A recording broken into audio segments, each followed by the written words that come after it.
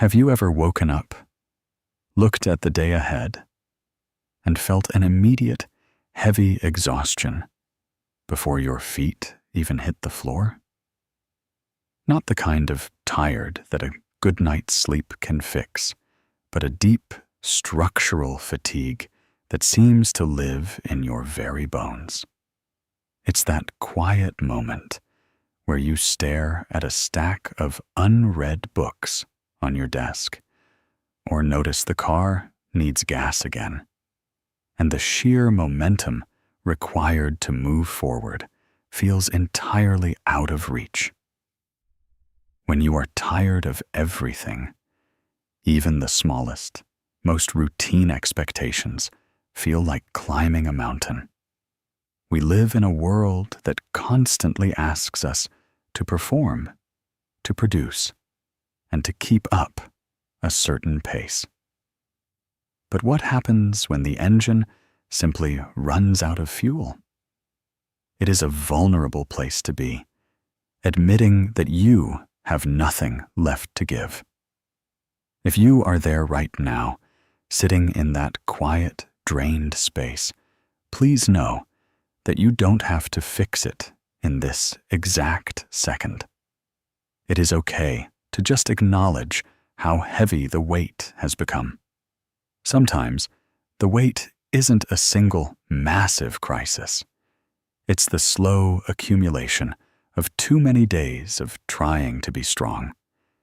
It is the simple act of staring at your keys on the counter, feeling a wave of absolute dread just thinking about walking out the front door. You look at your phone, see a message from a friend asking how you are, and you lack the strength to type a response, so you put the phone face down and stare at the ceiling. The silence in the room feels loud, almost suffocating, because inside your mind, you are running a marathon just to stay still. You are exhausted by the thought of conversations, exhausted by the thought of decisions, and entirely tired of the person you have to pretend to be just to make it through the afternoon.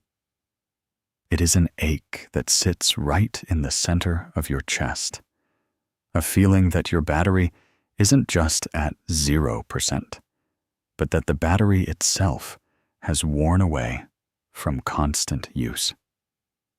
We don't talk enough about how lonely this kind of emptiness feels. You look around and see people walking down the sidewalk, listening to music, talking, moving with purpose, and you feel entirely disconnected from the human race. You feel like a ghost moving through a world made for the living.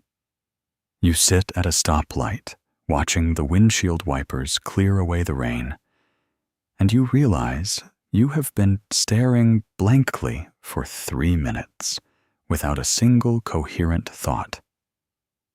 Your mind is trying to protect itself by shutting down the lights, one by one, leaving you in a foggy, numb twilight.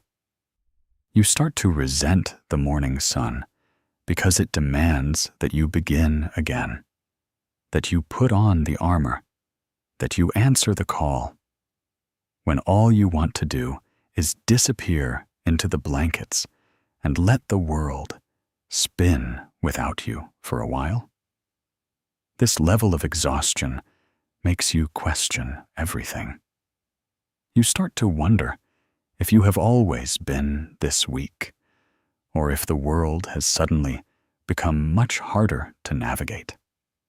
You look at old photographs of yourself from a year or two ago, smiling at a family dinner, or standing outside on a weekend trip, and you barely recognize the eyes looking back at you.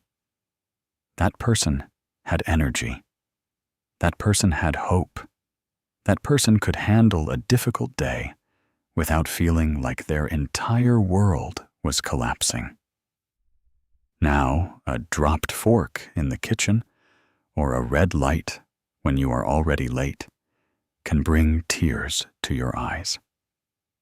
It is terrifying to realize how little it takes to break you when you are already running on empty. You feel fragile, like a piece of glass that has been tapped too many times, just waiting for the final blow that will shatter it completely. But I want you to take a deep breath right now, right where you are. Let your shoulders drop away from your ears. Unclench your jaw. You have been holding yourself together so tightly for so long, trying to make sure none of the pieces fall out of place. It is okay to let go of the grip. It is okay to admit that the burden is too heavy to carry alone, or to carry at all today. This exhaustion isn't a sign that you are failing at life. It is a sign that you have been trying too hard for too long without anyone taking care of you. Your weariness is honest. It is your mind and your heart finally screaming out that they cannot keep up this pace anymore. Before we can talk about healing, before we can talk about finding your spark again or changing your life, we have to just sit here in the quiet and honor this tiredness. We have to give it a name. We have to let it exist without trying to fix it, without judging it, and without apologizing for it. You are tired of everything, and that is exactly where your story needs to pause for a moment. We carry our exhaustion so invisibly. You might be navigating your daily commute, sitting through another virtual meeting, or deciding what to cook for dinner, all while wearing a mask that says everything is perfectly fine. You choose a video to watch or scroll through a playlist just to drown out the noise in your own mind, trying desperately to find a distraction. We have become experts at managing our lives on autopilot. But beneath that controlled exterior, there is a profound emptiness. Carl Jung once observed, "The privilege of a lifetime is to become who you truly are." Yet, when we are emotionally drained, we are often forced to become actors instead, playing the role of someone who is thriving, when in reality, we are barely holding on. This constant performance, this gap between who we are expected to be and how we actually feel, is exactly what drains our battery until there is nothing left.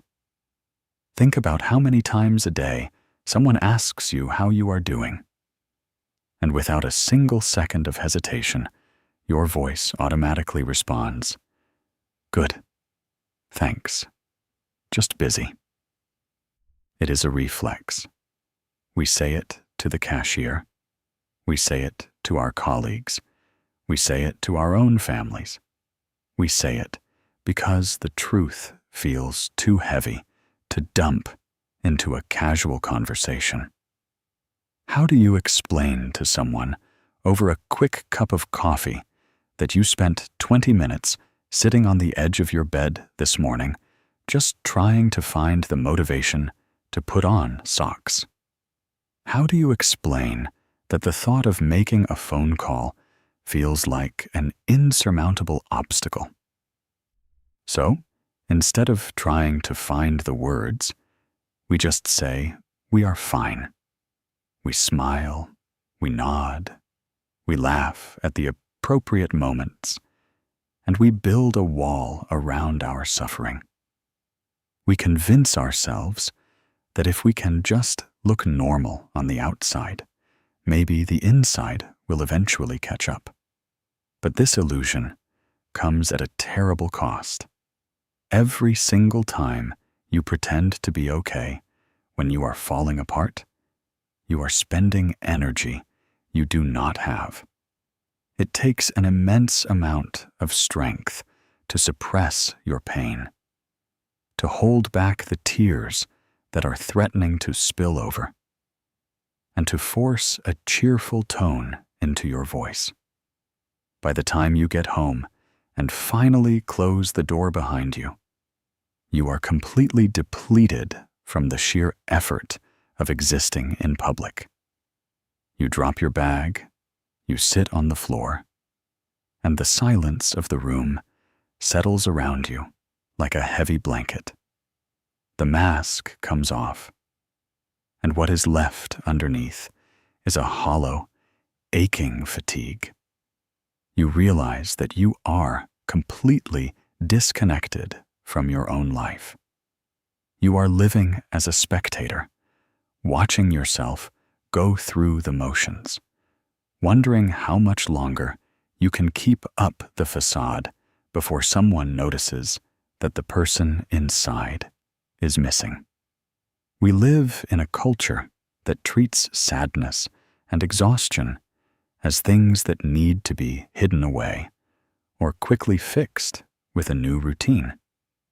We are told to keep pushing, to stay positive, and to focus on the next goal. This creates a deeply lonely environment where everyone is hiding their darkness from everyone else. You look at the people around you and assume they have it all figured out, while they are looking back at you thinking the exact same thing. We are all participating in this silent agreement to hide our vulnerability. This is exactly what Jung meant when he talked about the danger of losing yourself in the expectations of society.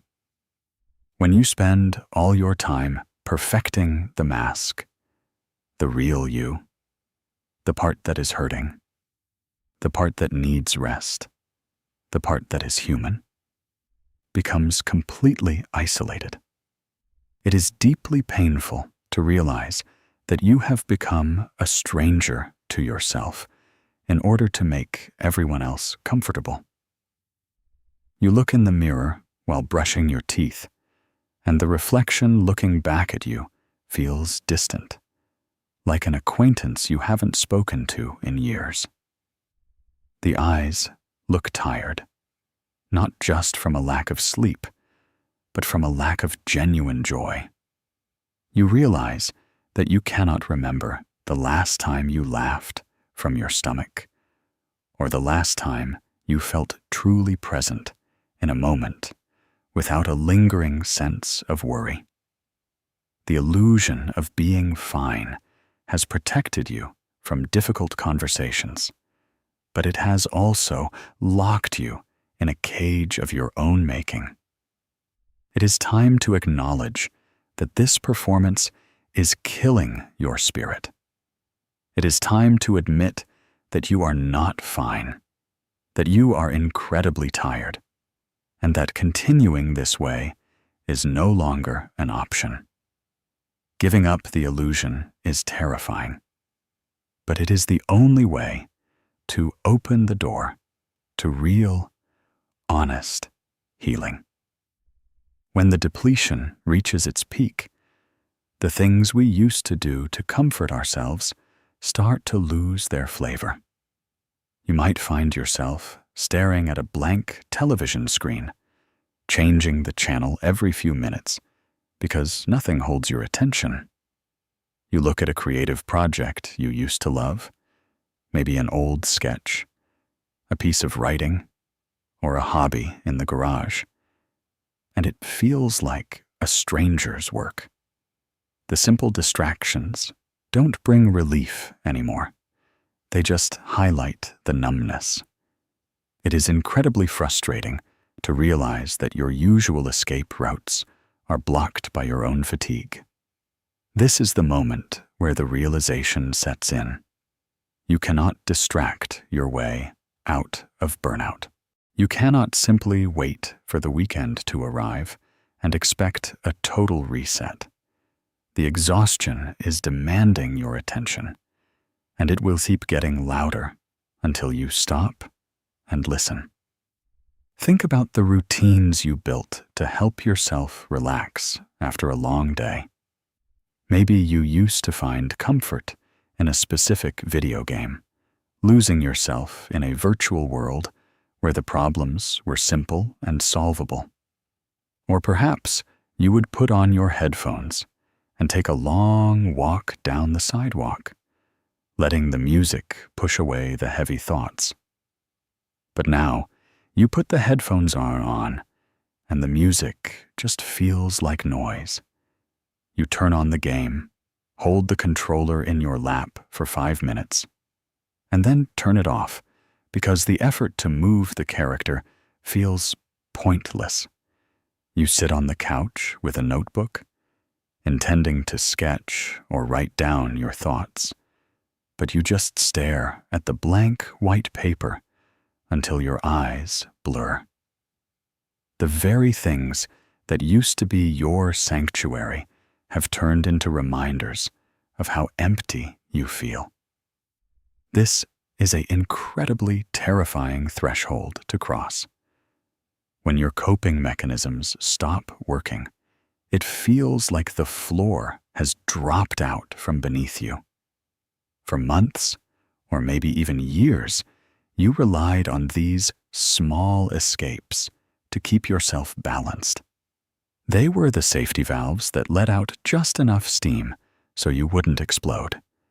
But when the tank is completely dry, a safety valve doesn't do anything. You find yourself sitting in your car in the parking lot after a shift, unable to turn the key to drive home, just staring at the dashboard. You realize that you have run out of tricks. You cannot buy a new book to feel better. You cannot watch a comedy to force a laugh. And you cannot use a quiet evening to erase the damage of a chaotic year. The realization that you are completely defenseless against your own exhaustion settles into your stomach like ice. We try so hard to force the old remedies to work.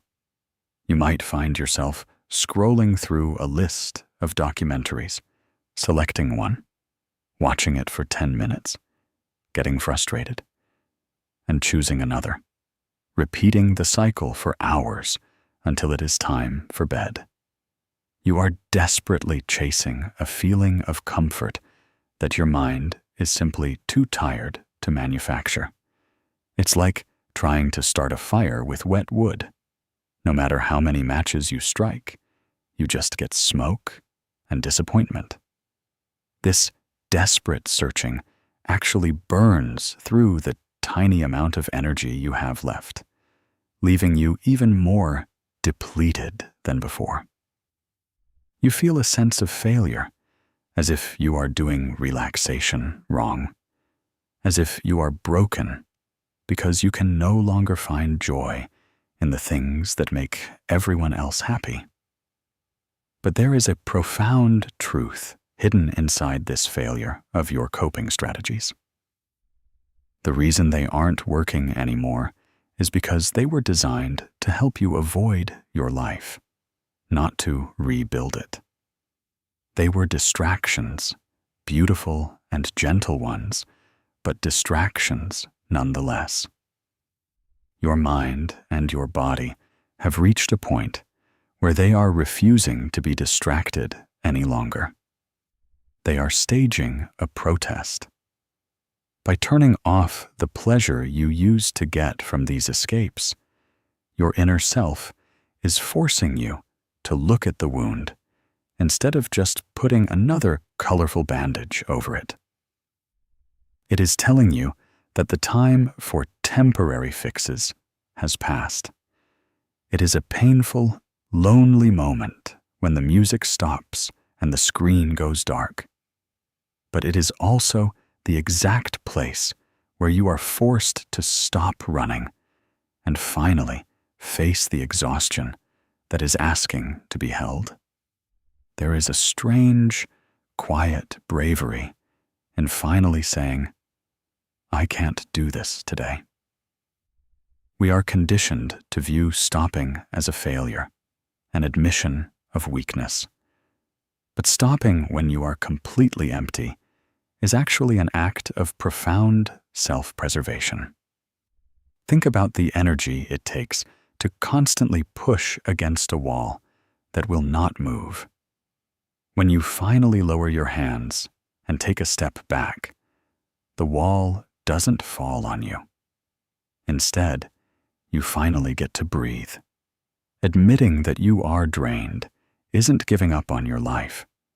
It's giving up on the unrealistic expectation that you can carry everything without ever needing to pause. It is a necessary surrender. It is letting go of the demand to be bulletproof so that you can finally begin to heal. Think about how much energy you spend every single day just trying to convince yourself that you can keep going. You stand at the window, watching the rain hit the glass, and you feel this overwhelming pressure to act, to do, to fix. You tell yourself that if you just try a little harder, if you just organize your schedule a little better, if you just wake up an hour earlier, you can somehow outrun the exhaustion. You treat your mind like an uncooperative machine that just needs to be forced into compliance. But when you are emotionally drained, that inner voice telling you to keep pushing becomes a tyrant. It demands that you ignore the ache in your chest and the heaviness in your limbs. Admitting defeat means finally silencing that tyrant. It means looking at your reflection and saying, I am overwhelmed, and I am choosing to stop right now. This kind of surrender feels terrifying because we live in a world that only celebrates the struggle and the victory. We are flooded with stories of people who overcame impossible odds by never giving up, by working through the night, by pushing past their breaking points. We rarely see the beauty of someone who simply lays down their burdens because they have realized the cost of carrying them is too high. When you choose to admit defeat, you are breaking a silent contract with the expectations around you. You might have to cancel a long-standing dinner plan with a friend. Leaving a text message that simply says you don't have the capacity to be present tonight. You might have to leave a project sitting unfinished on your desk, walking away from it, even though the deadline is creeping closer. In those moments, the guilt can feel toxic. It tells you that you are letting people down, that you are being lazy, that you are losing your grip on your life. But true courage is the ability to sit with that guilt and choose yourself anyway. It is the realization that letting other people down for a moment is far better than completely destroying your own well-being. When you drop the heavy bags you've been carrying, there is an initial shock to the system. The quiet that follows can feel unsettling.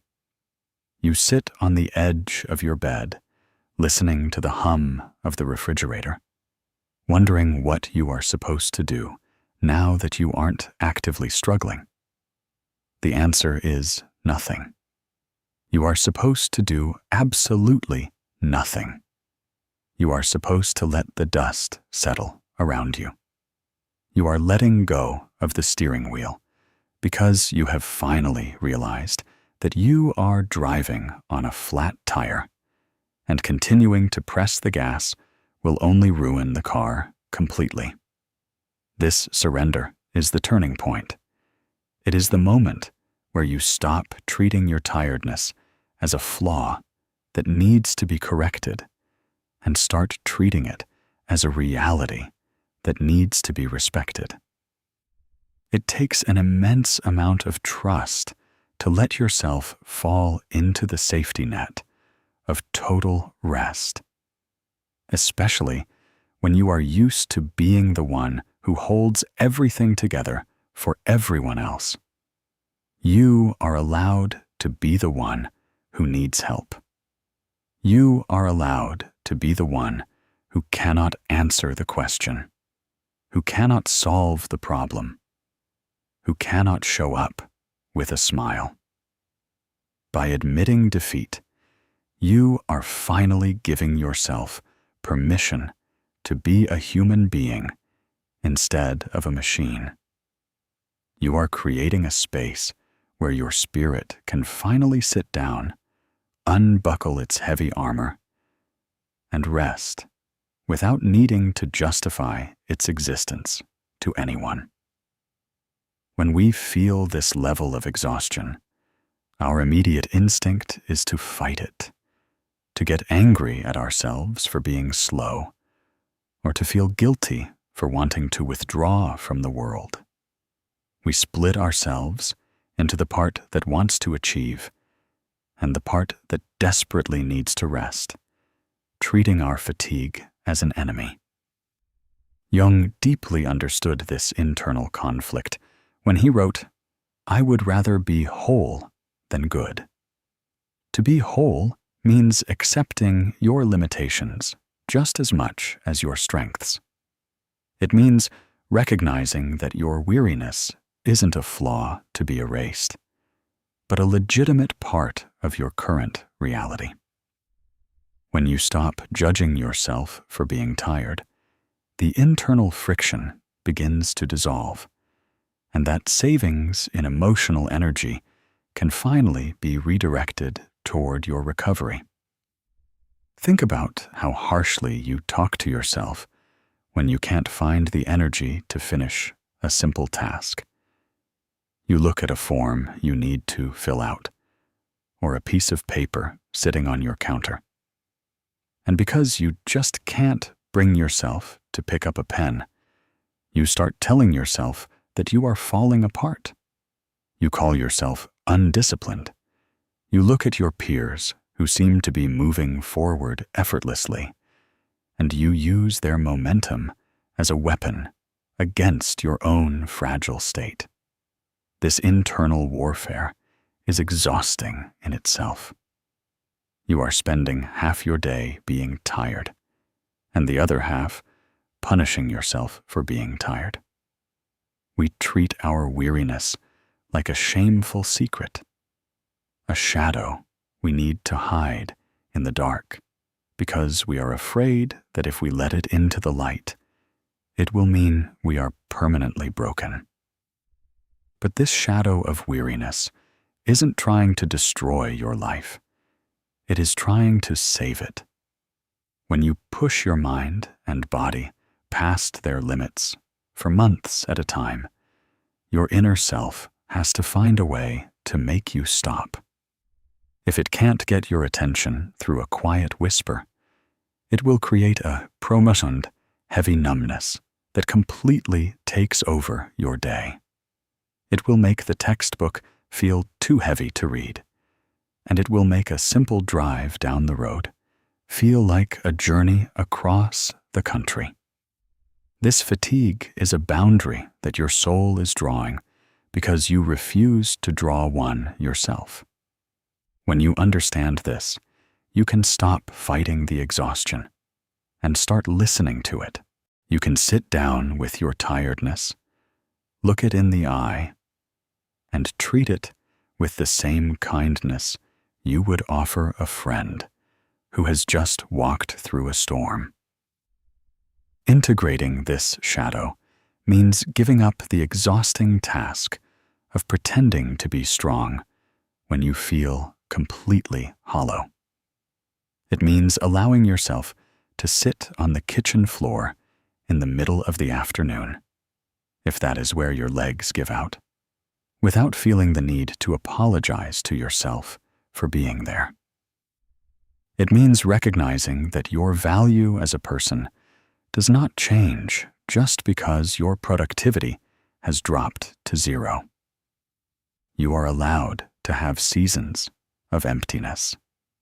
Just as the trees drop their leaves and spend months standing bare against the cold sky, you too are allowed to shed your expectations and stand quietly in your own winter. There is no shame in being empty. There is only the natural rhythm of a human life trying to find its balance again. When you finally stop resisting your fatigue, something incredible happens. The heavy, suffocating anxiety that usually accompanies burnout begins to lift. You realize that much of your suffering wasn't actually coming from the tiredness itself, but from the constant, desperate struggle to pretend it wasn't there. By welcoming your weariness into the room, by letting it pull up a chair and sit beside you, you are finally practicing true self-compassion. You are saying to yourself, I see how much you are hurting, and I am not going to force you to pretend anymore. This shift in perspective changes everything. You stop viewing your drained state as a problem that needs a quick fix, and you begin to see it as a sacred pause, a quiet, protected space where the real, unmasked version of you can finally begin to breathe. True care for a drained mind isn't about grand gestures or luxury escapes.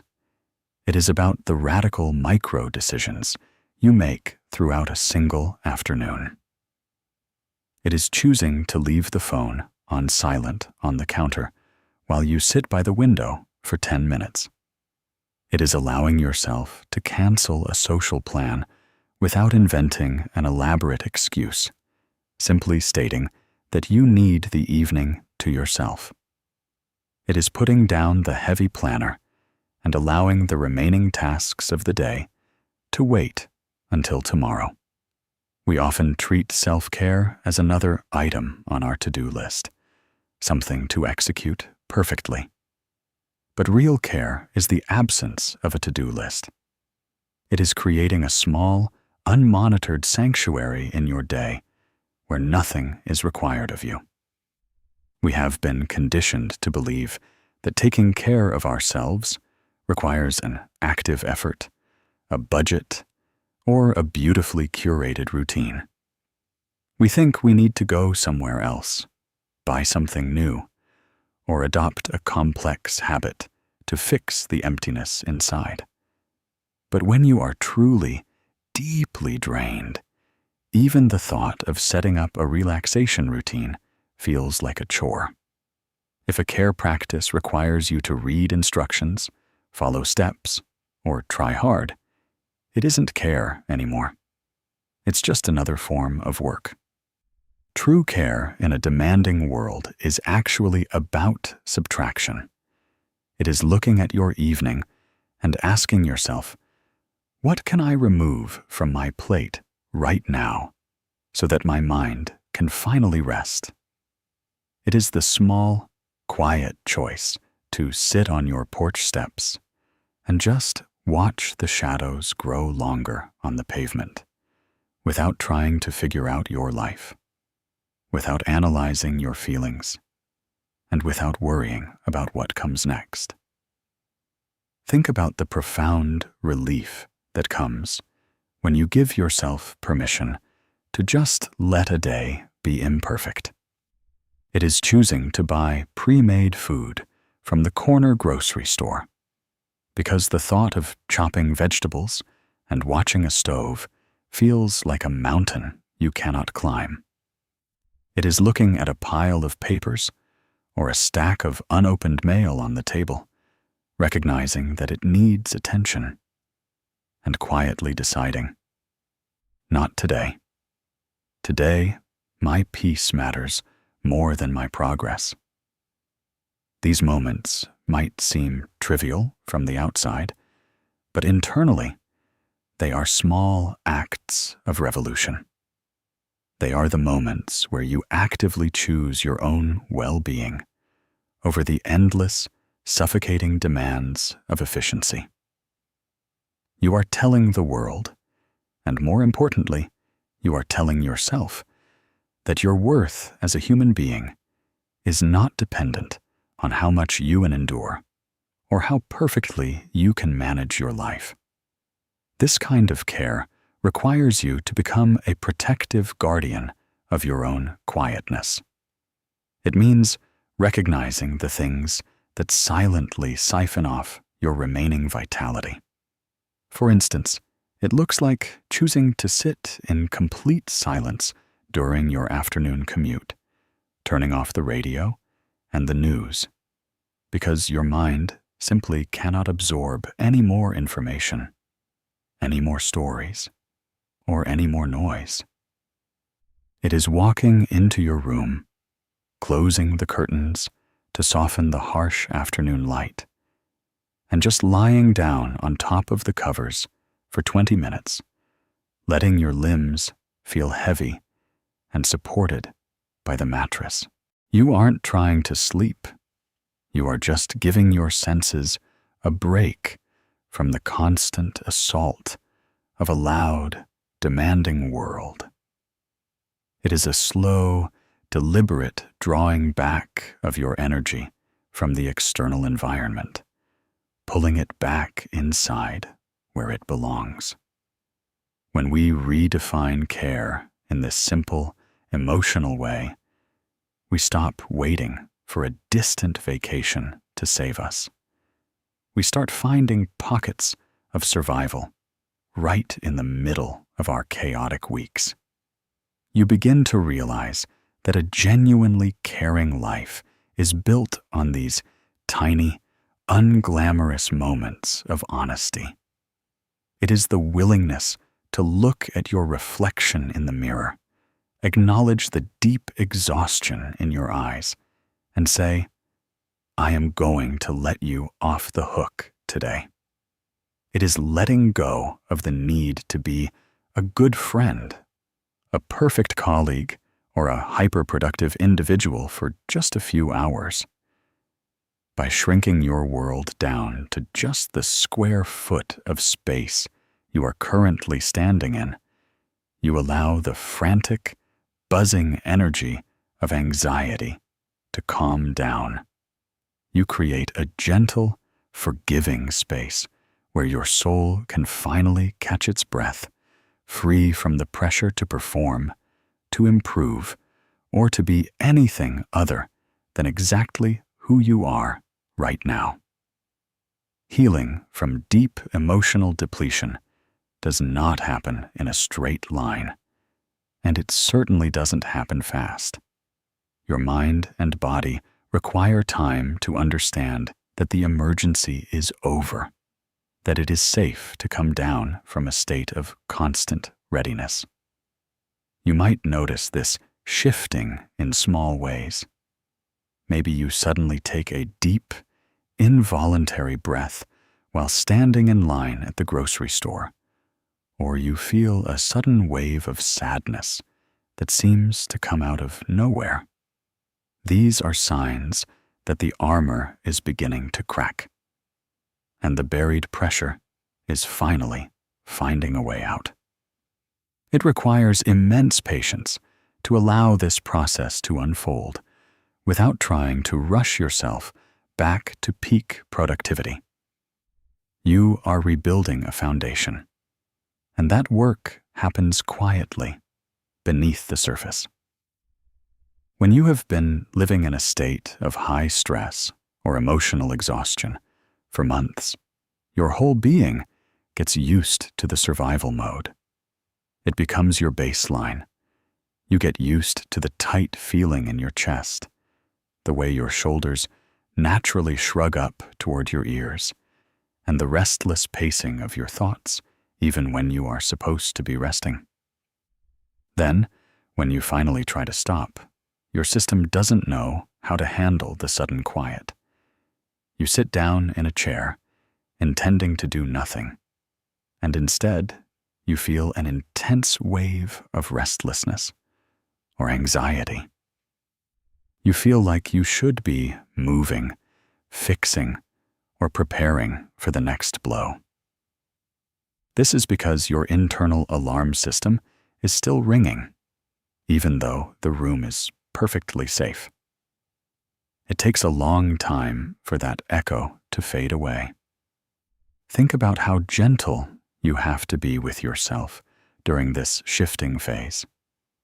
You might find yourself sitting on the couch, staring out at the street lamp flickering outside in the evening rain, and suddenly your eyes fill with tears. You aren't even sure why you are crying. Nothing specific has gone wrong in that exact moment. But those tears aren't a sign of a breakdown. They are a sign of a release.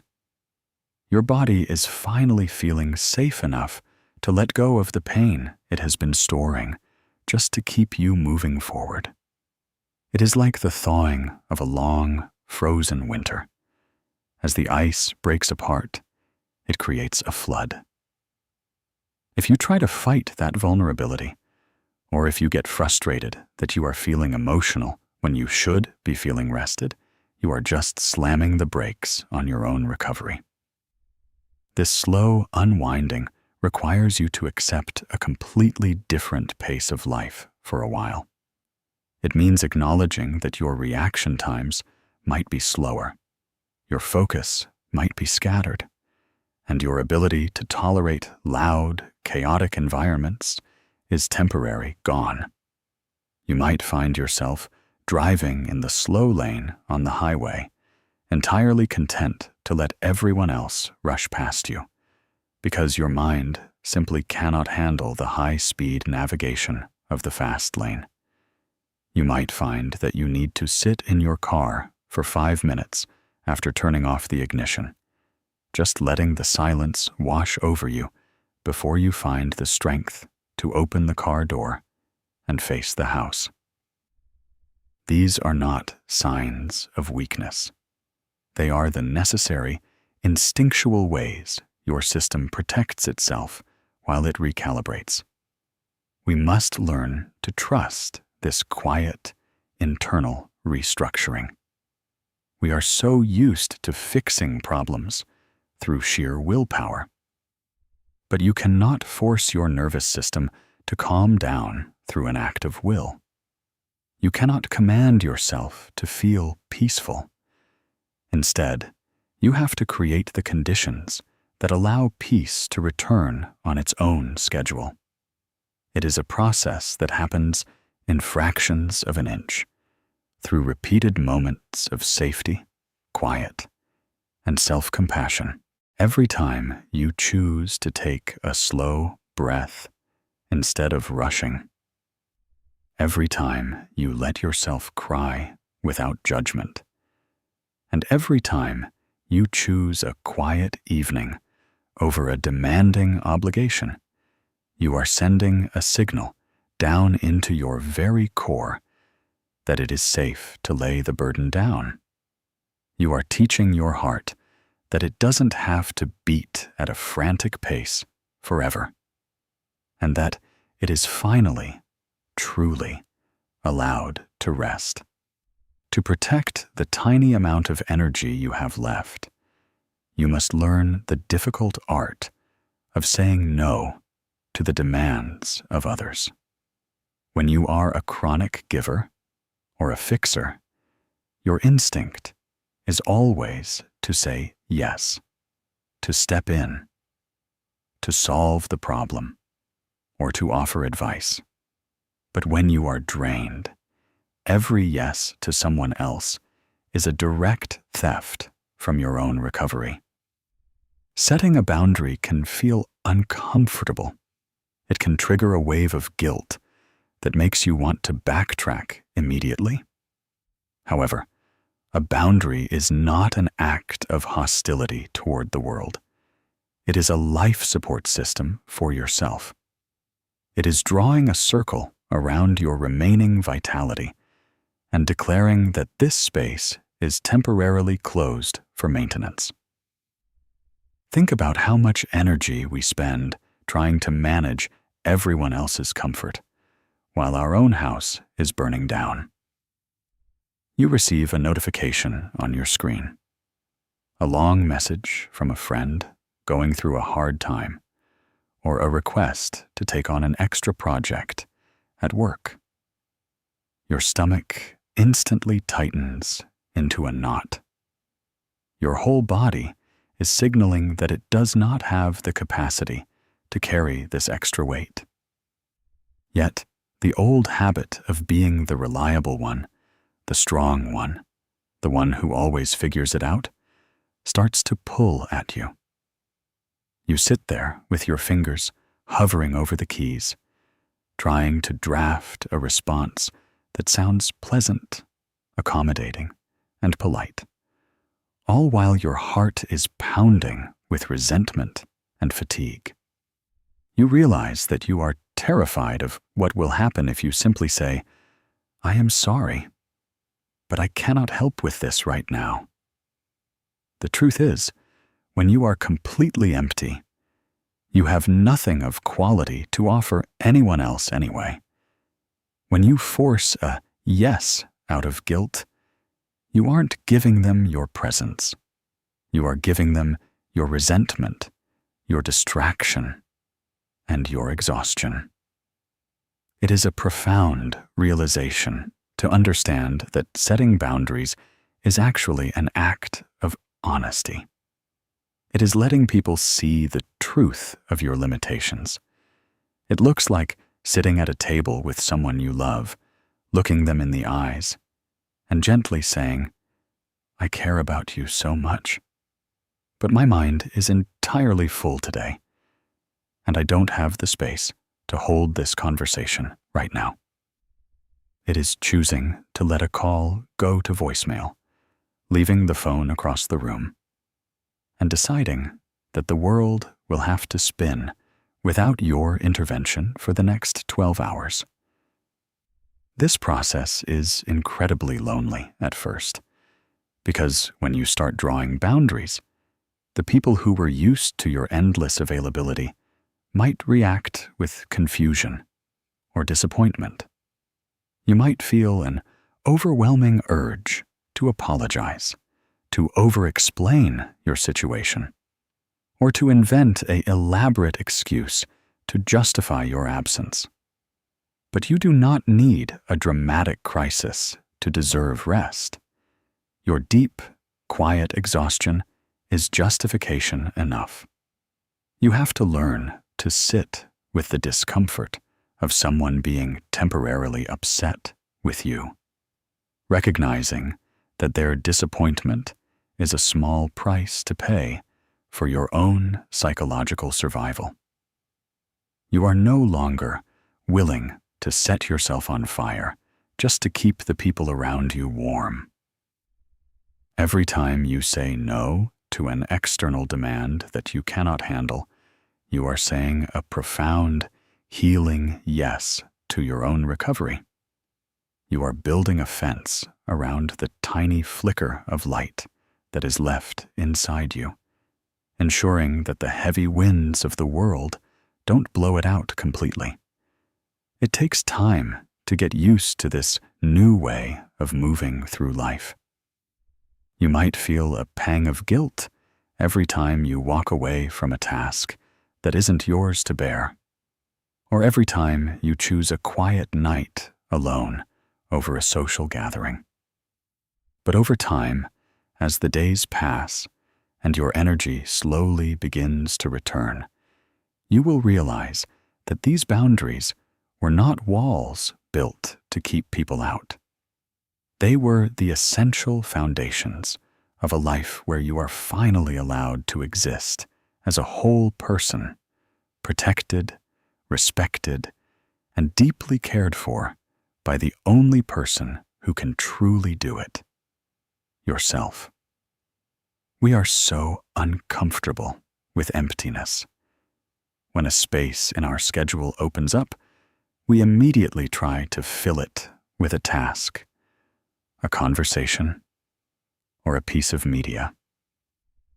But when you are emotionally exhausted, that empty space is exactly where the healing lives.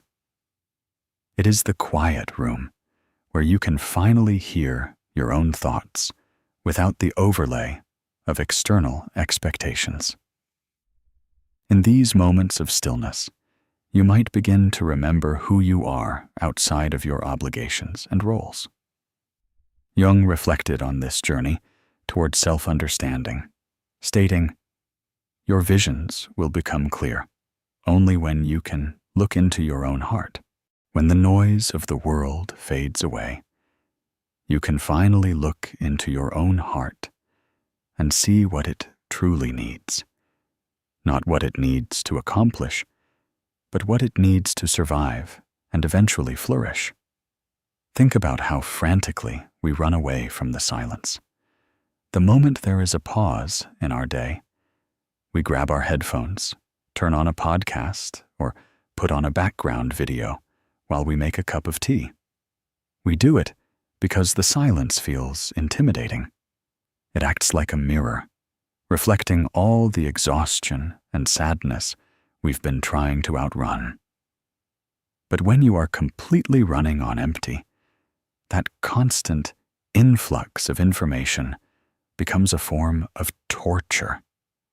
Your mind is like a house with too many people talking at once, and the empty space is the act of gently asking everyone to leave the room so you can finally sit in the quiet. It is sitting on your bedroom floor with the afternoon sun slanting through the window, doing absolutely nothing, and realizing that the world hasn't collapsed just because you took your hands off the steering wheel. There is a deep, heavy grief that often comes when you finally allow yourself to sit in the empty space. When the noise stops, you might feel a sudden wave of loneliness or a deep ache for a version of yourself that didn't feel this broken. You look at your hands, or you look out at the quiet street, and you realize how long you've been ignoring your own life. This emptiness isn't a void to be feared. It is a fertile ground. It is the blank page before a new chapter can be written. If you never allow the space to be empty, you never give your mind the chance to clear away the debris of your stress. You have to let the stage go dark for a moment before the next act can begin. Finding value in this stillness means shifting how you define a good day. It means looking at an afternoon where you did absolutely nothing productive, where you just watched the rain fall on the pavement, or tracked the shadows as they moved across the wall, and calling that a victory. It is understanding that your mind needs white space just as much as a book needs margins to be readable. Without those blank borders, the words become a chaotic jumble that makes no sense. The empty space is your margin. It is the proof that you are choosing to live deliberately, rather than just reacting to every single demand that comes your way. It is a slow, quiet reclamation of your own existence. When you stop trying to fill the emptiness, you give your heart permission to speak its true language. You stop asking yourself what you should be doing, and you start asking yourself how you are actually feeling.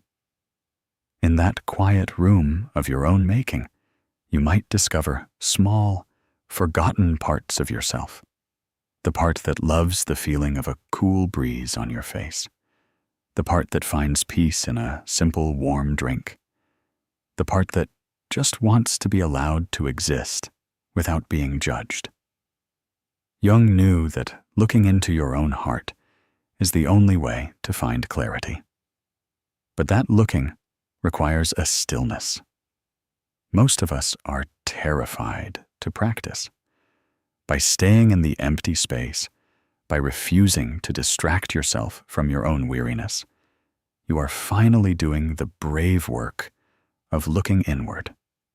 You are learning to be a companion to your own soul, sitting quietly together in the dark until the light naturally decides to return.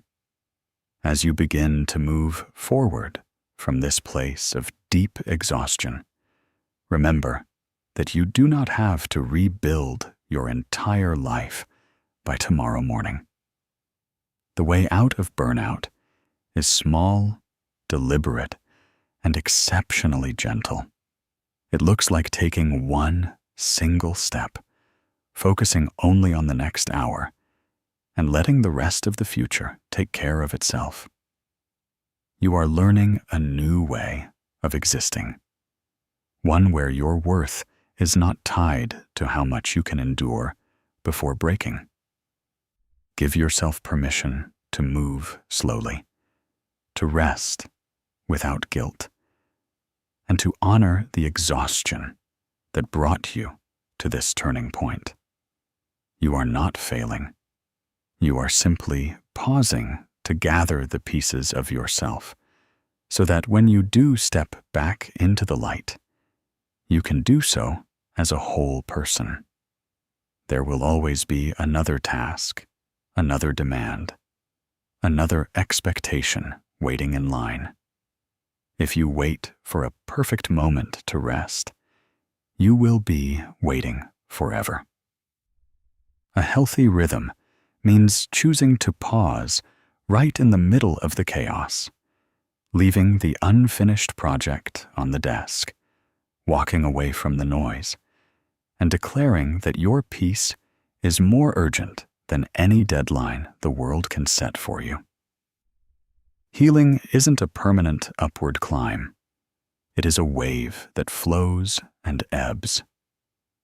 You might have 3 good days where you feel present and alive, only to wake up on the 4th day feeling that familiar, heavy ache in your limbs.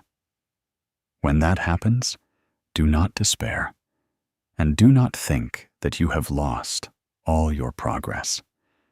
It is just your body reminding you to maintain your boundaries, to keep your pace slow, and to avoid slipping back into the old habits that broke you in the first place.